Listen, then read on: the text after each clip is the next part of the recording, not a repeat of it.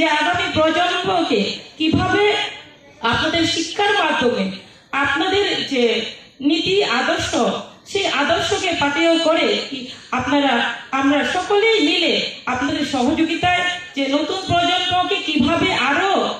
শিক্ষার ক্ষেত্রে বিভিন্ন দিক থেকে আমরা প্রত্যেকে যাতে ত্রিপুরা রাজ্য থেকে এগিয়ে যেতে পারে ছেলে মেয়েরা সেই লক্ষ্যে আপনারা কাজ করবেন এবং আমরা প্রত্যেকেই সহযোগিতা করব। আমি জানি যে একজন শিক্ষকের কত গুরুত্বপূর্ণ দায়িত্ব এবং ওনারা যেভাবে পরিশ্রম করে যান। প্রত্যেকটা ছাত্রই আমরা ছোটবেলায় আমরা নিজেরাও ছাত্র ছিলাম এবং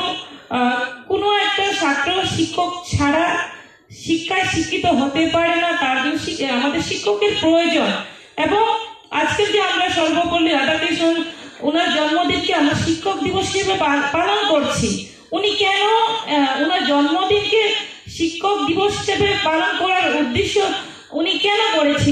বলেছিলেন অথবা করার জন্য কেন উনি চেয়েছিলেন, সেটা আমরা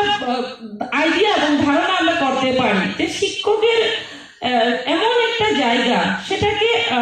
কখনো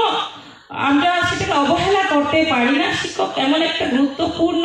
দিক, তার জন্য আমরা সবসময় আমরা শিক্ষার মেরুদণ্ড বয়ে থাকি শিক্ষককে। তো আজকে আপনারা যেভাবে আপনারা স্কুল প্রাঙ্গণে হোক, কলেজ প্রাঙ্গণে হোক, ইউনিভার্সিটি প্রাঙ্গণে হোক, সমস্ত জায়গাতে আপনারা শিক্ষা দান করে যাচ্ছেন এবং তার মাধ্যমে যে আমাদের ত্রিপুরা রাজ্য এবং ভারতবর্ষ যেভাবে এগিয়ে যাচ্ছে, আমি আশাবাদী আপনাদের যেভাবে আপনারা শিক্ষা দান করে যাচ্ছেন আগামী দিনে ত্রিপুরা রাজ্য থেকে আমাদের ত্রিপুরা রাজ্যের ছেলে মেয়েরা আরো সুনাম করবে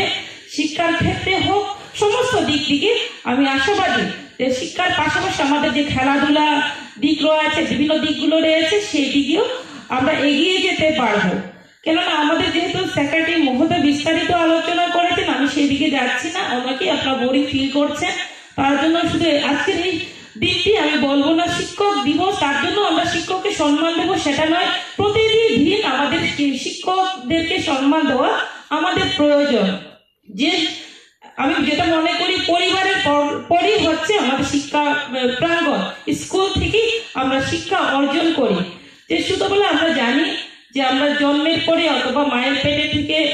পর থেকে আমরা বিভিন্ন শিক্ষা লাভ করে থাকি, তো তারপরে কিন্তু আমরা বিশ্বাস আমরা করি মা বাবার পরে কিন্তু আমরা শিক্ষকদের বিশ্বাস করি। তো তার জন্য শিক্ষকরা যাই বলবে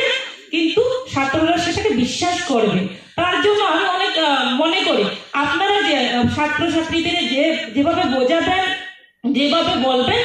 ওনারা সেটাই মানবেন। তো আমি আশাবাদী আপনারা যেভাবে পরিশ্রম করে যাচ্ছেন আরো আপনারা পরিশ্রম করে যাবেন এবং ত্রিপুরাকে ত্রিপুরা